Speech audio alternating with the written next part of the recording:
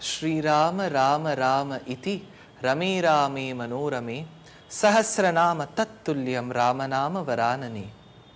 This beautiful verse describes the glory of Ram. Now, we were in that particular scene where the great king Dasharath was worried where to get his sons married. While he was worried where to get his sons married, at that particular point of time, Vishwamitra entered the assembly of the council of ministers of Dasharath. While he entered, Dasharath, who arose from his seat, went closer to Vishwamitra and said, "Hey Rishi, we have been blessed by your presence. It is indeed our fortune where we see and where we are able to have a glimpse of such a great person of great austerities. You are kindly welcome to our court in Ayodhya in the province of Koshala. Please do tell me, O Vishwamitra Maharishi, who is a Brahma Rishi, as to what is that which I, a servant of yours, can do for you." That time, Vishwamitra said, "Hey Dasharath, I know how great an administrator you are, how great an intellectual person you are. So all that I can say is, for me, who's a poor Brahmin, who's a poor Brahma Rishi, what will I seek? I know that you are generous enough to give what we ask for." That time Dasharath said, "Hey Vishwamitra Maharishi, please don't worry. Whatever you ask for, I shall be able to give it to you."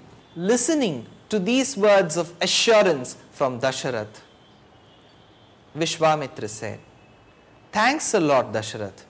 Now that you have promised to give whatever I ask for, I just ask for one thing." "What do you ask, Rishi?" "Swaputram Rajashardula Ramam Satya Parakramam Kakapaksha Dharam Veeram Jeshtham Me Datumarhasi." I would seek one thing from you, Dasharath. I would seek your son Ram, who is as dark as the feathers of a crow. Kakapaksha Dharam Veeram, who is valorous, who is courageous, who is an embodiment of courage. Jeshtham, one who is the eldest of your sons. Datum arhasi, give it to me. Give him to me. Swaputram, your son. Rajashardulam, one who is a tiger amongst all Kshatriyas. Ramam, Satya Parakramam, he for sure is valorous and courageous. When Dasharath heard this, he was surprised and startled, because he always thought of his son as a little boy, a little kid playing childish prank, going here and there. He could never imagine him giving his son to a rishi and that rishi taking his son and walking him all along the forest that had thorns and stones. While he hesitated, Vishwamitra continued, "Aham vedmi mahatmanam ramam satya parakramam vasishthopi mahatejaha yeche me tapasi sthitaha." Hey Dasharath, I am completely aware of how great your son is. Aham vedmi mahatmanam ramam satya parakramam. I know for the very fact that your son is capable. I know for the very fact that Ram is the tiger amongst all men. I know for the very fact that he is a great Kshatriya. I know for the very fact that he is an embodiment of all courage and valor. Give him to me. Why? I am saying this, even your family priest Vasisht will agree to what I say. Vasishthopi Mahatejaha, even Vasisht, Mahatejaha and et al, the others here in your code, Yeche me tapasi sthitaha, they are great in austerities and meditation, and they will also understand the implication of my statement when I ask for Ram. Interestingly, Vishwamitra said, even Vasishtha. Why is that even Vasishtha? He could have said Vasishtha will also agree. Why should he say even Vasishtha will agree? It is seen from the experience between Vishwamitra and Vasishtha in the past that whatever Vishwamitra says, Vasishtha will disagree.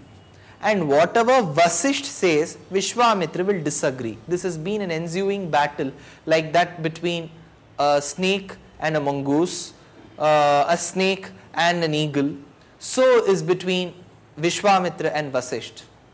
There is one little tale that I would like to tell from Mahabharata.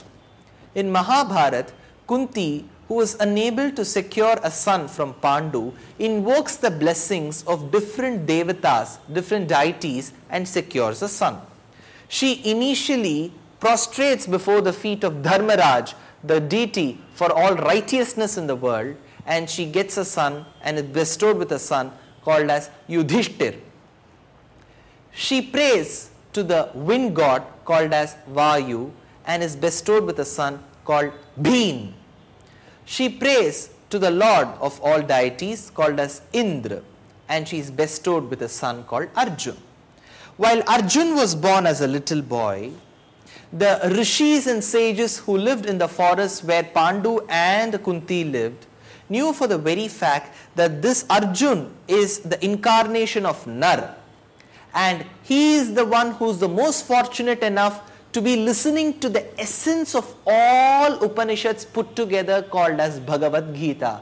Sarvopanishado gavaha dogdha gopalanandanaha partho vatsaha sudhir bhokta dugdham gita amritam mahat. The essence of all Upanishads was Bhagavad Gita, and that was churned by the cowboy called as Krishna, who is the supreme personality of Godhead, and those beautiful nectar, honey-like words from Lord Krishna flowed to the ears of Arjun.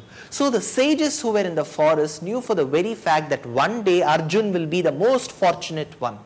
To have a glimpse of the little boy Arjun who was born to Kunti, people, the sages, came from all corners to have a glimpse of that little boy Arjun.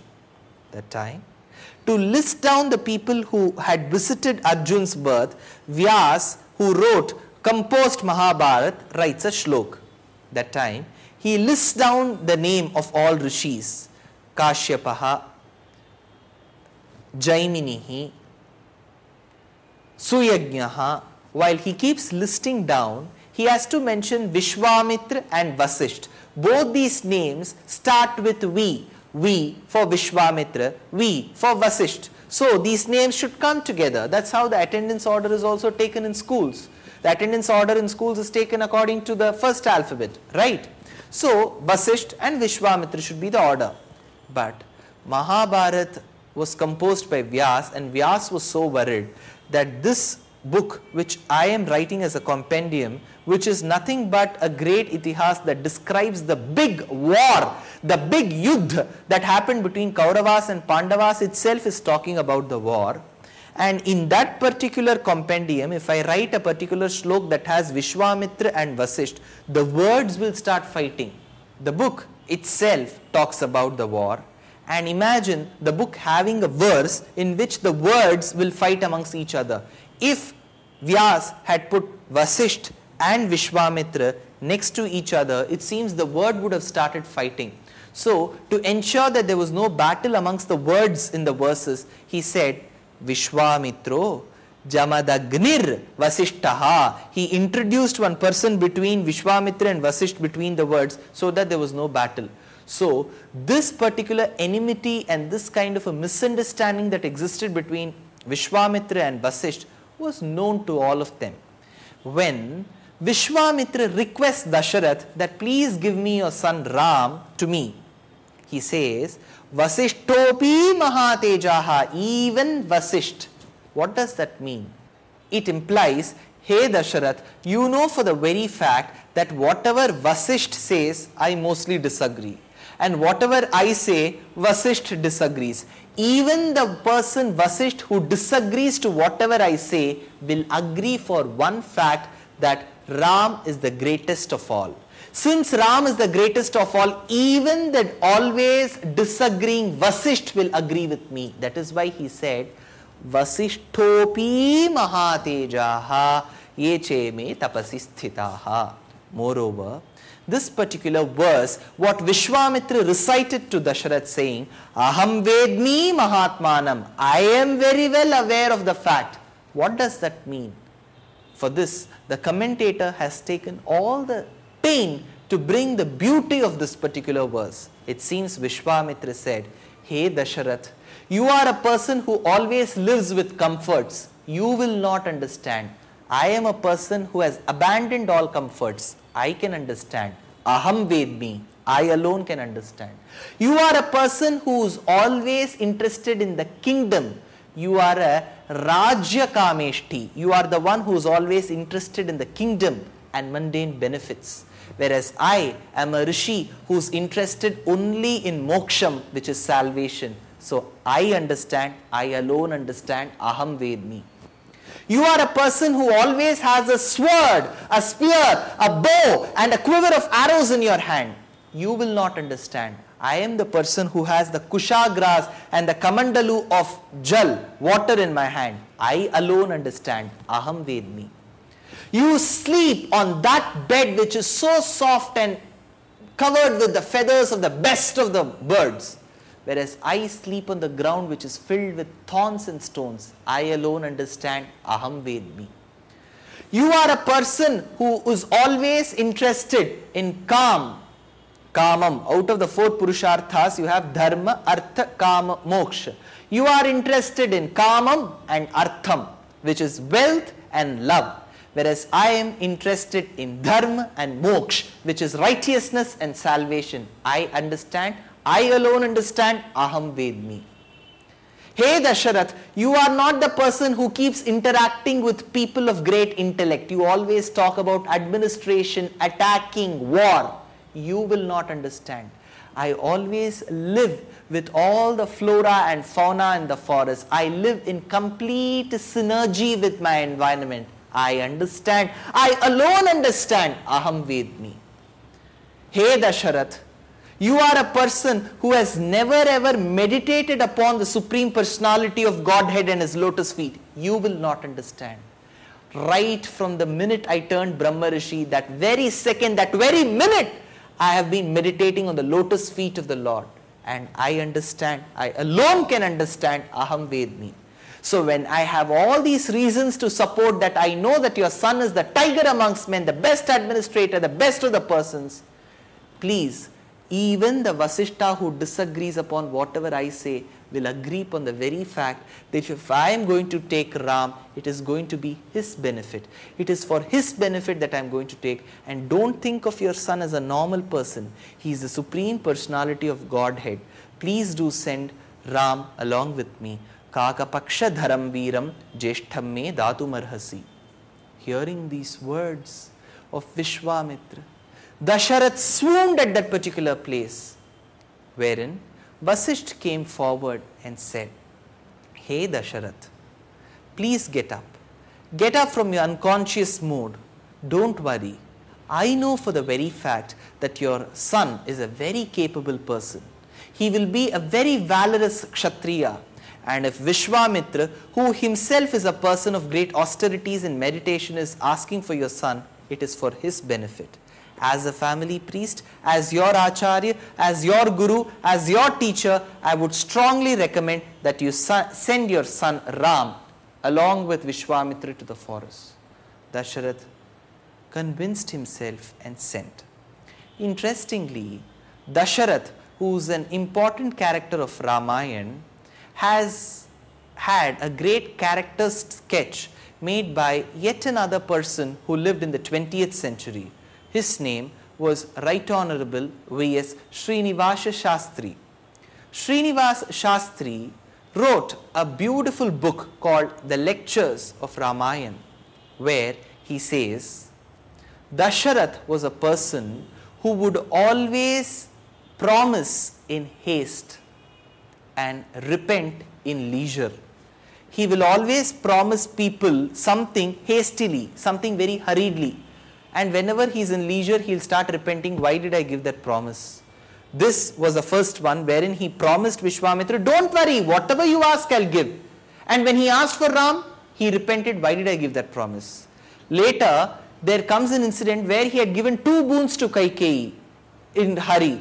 And later when she asks for 2 boons, then he repents, why did I give those 2 boons?